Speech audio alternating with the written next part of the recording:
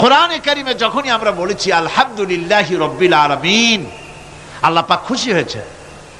প্রশ্ন হয়েছে তার কি আরো কোন গুণ আছে? জবাবে বলেছি আর রহমানির রহিম, তিনি পরম দাতা, তিনি দয়ালু, সুবহানাল্লাহ বিহামদি, তিনি রহিম। পরকালে কিয়ামতের ভয়াবহ দিনে বান্দার জন্য তিনি রহিম হবেন। দুনিয়ায় বারিত উন্মুক্ত হস্তে সকলকে দিচ্ছেন, আর কিয়ামতের দিন আল্লাহ পাক রহিম হবেন তার বান্দাদের জন্য।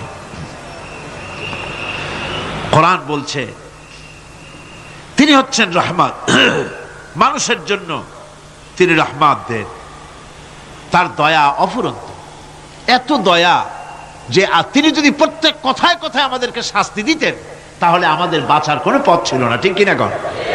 কোরআনে কারীমে আল্লাহ পাক বলেছেন ওয়ামা আসাবাকুম মিন মুসিবাতিন ফাবিমা কাসাবাত আইদিকুম ওয়া ইয়াফু আন কাসীর। তোমাদের উপরে যত বিপদ আসে সমস্ত বিপদগুলি তোমাদের হাতের কামাই করা, নিজেদের রোজগার করা, তোমাদের নিজের হাতের কামাই করা। ওই হাতের কামাই করার কারণে সেগুলির জন্য যে আযাব হওয়া উচিত ছিল আমি অনেকগুলি ক্ষমা করে দেই, সব তোমাদের হাতের কামাইয়ের জন্যই বিপদ হয়, আর অনেকগুলি তো আমি ক্ষমা করে দেই। কথায় কথায় যদি প্রত্যেকটা ব্যাপারেই শাস্তি দিতাম তাহলে পৃথিবীতে শ্বাস ফেলার সময় তোমরা পেতে না। আল্লাহ পাক হচ্ছেন সেজন্য রহমান, আর তিনি রহিম। কিয়ামতের দিনের জন্য এই পৃথিবীতে মানুষ গুনাহ করা স্বাভাবিক, কিনা কন? সব মানুষই গুনাহ করে। এই গুনাহগার যত বড় গুনাহগার হোক না কেন, গুনাহগার যখন তওবা করে, তওবার অনুভূতি যখন আসে এবং সে যখন অনুশোচনা করে, তখন তার অপরিসীম দয়া সেই অনুশোচনাকে কবুল করে নেয়। অনুশোচনার এক বিন্দু অশ্রু গুনাহগারের অনাচারের সমস্ত দাগ মুছায় দেয়, মনে হয় যেন তার আমলনামায় কোনো দাগই ছিল না। সুবহানাল্লাহ। এজন্য বলা হয়েছে তাইবু মিনাজ যামবি কামান লা যামবা লাহু। গুনাহ থেকে যে তওবা করে মনে হবে তার সে কোনো গুনাহই করেই নাই, আমার বন্ধুগণ, আল্লাহ পাক কেমন রহিম! এই পৃথিবীতে মানুষ যত অপরাধ করে সেই অপরাধ বাপের সাথে করুক, মায়ের সাথে করুক, ওস্তাদের সাথে করুক, পীরের সাথে করুক, অপরাধ করলে পরে কেউ বলে না যে কাছে আয় ক্ষমা করে দেই। কেউ বলে নাকি? কেউ বলে না। আল্লাহ পাক কেমন রহমান, এমন রহিম। বান্দা যখন গুনাহ করে আল্লাহ পাক গুনাহগারদেরকে ডাকেন, চুরি করেছিস, গুনাহ করেছিস, মদ খেয়েছিস, জিনা করেছিস, জুয়া খেলেছিস, হত্যা করেছিস, কুফরি করেছিস, শিরক করেছিস, যত রকমের পাপ করিস না কেন ফিরে আয়, চোখের পানি ফেল, আমি আল্লাহ রব্বুল আলামিন মাফ করে দেব।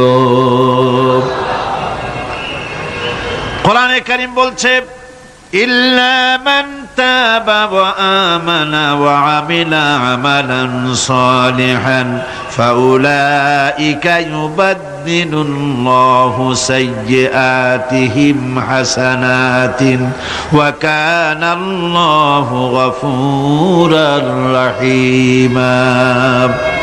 কিন্তু যে ব্যক্তি তওবা করেছে এবং ঈমান এনে পরবর্তীকালে ভালো কাজ করেছে, তাদের মন্দ কাজগুলি আল্লাহ পাক ভালো কাজ দিয়ে বদলায় দিবেন।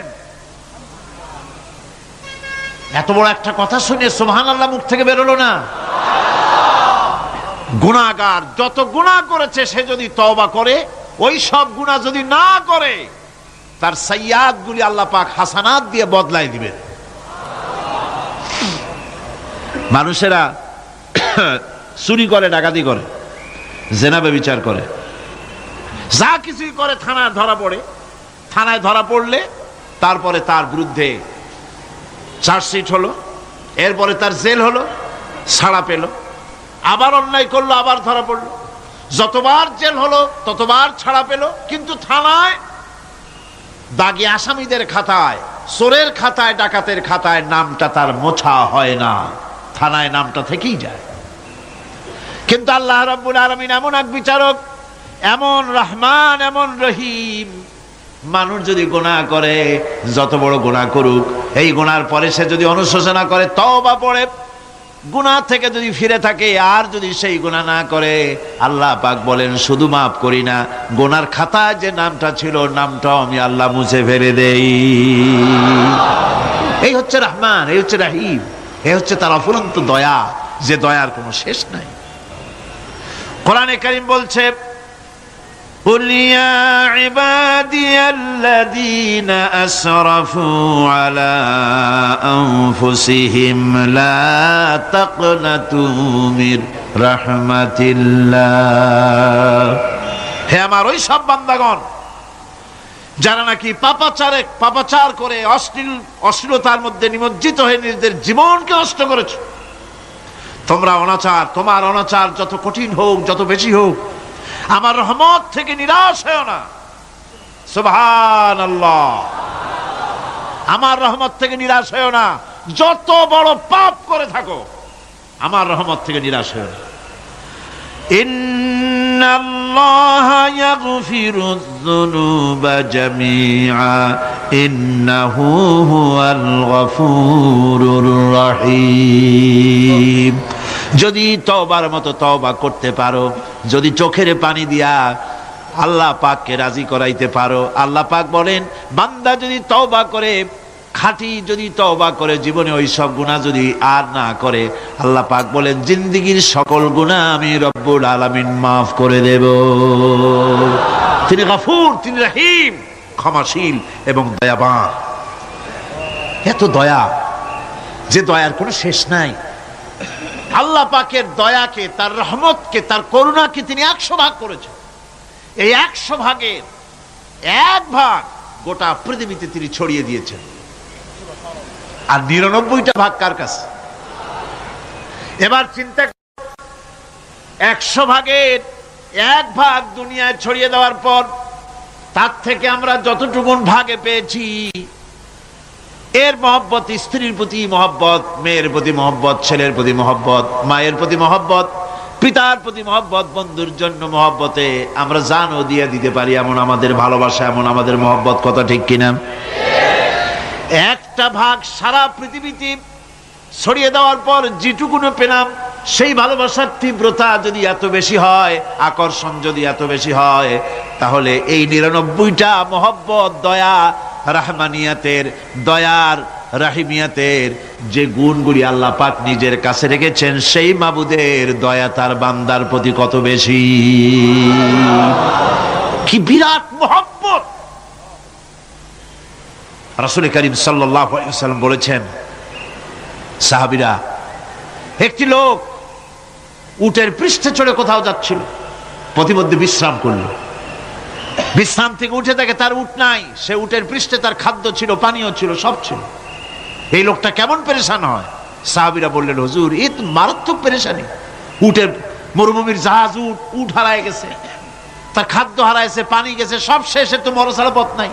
দারুণ উৎকণ্ঠিত হবে লোকটা। হুজুর বলেন, এই লোকটি পেরেশান হয়ে আস। এমন সময় দেখতে পেল তার সেই উট তার খাদ্য আর পানীয় নিয়ে তার কাছে ফিরে এসেছে। বলো কেমন খুশি হয়। সাহাবীরা বলেন, হুজুর, এর থেকে এই লোকটির খুশির আর কিছু থাকতে পারে না। নবী বলেন, আমার সাহাবীরা শোনো, আল্লাহর কোন বান্দা যখন নাফরমান হয়ে যায়, আল্লাহ থেকে দূরে সরে যায়, আল্লাহ থেকে যখন এরাজ করে যায়, উঠারা ব্যক্তি উট পাওয়ার জন্য যেমন অবস্থা হয়ে যায়, আল্লাহ পাক তার বান্দার জন্য তেমন বোধ করেন। উঠারা ব্যক্তি উট পেলে পরে যেমন আনন্দিত হয়ে যায়, কোন নাফরমান বান্দা যদি সেজদায় পড়ে কাঁদে আর বলে, আল্লাহ গুনাহ করেছি, আমারে মাফ করে দাও, উঠারা ব্যক্তি উট পায়া যত খুশি হয়, এর থেকে লক্ষ কোটি কেন বেশি আল্লাহ রাব্বুল আলামিন তার বান্দার প্রতি খুশি হয়ে যান। আল্লাহ রহমান রহিম, কি দয়া, এত বড় দয়া তার। সেই দয়ার কারণে তার প্রতি আমাদেরকে আকৃষ্ট হতে হবে। মাপ চাইলেই আল্লাহ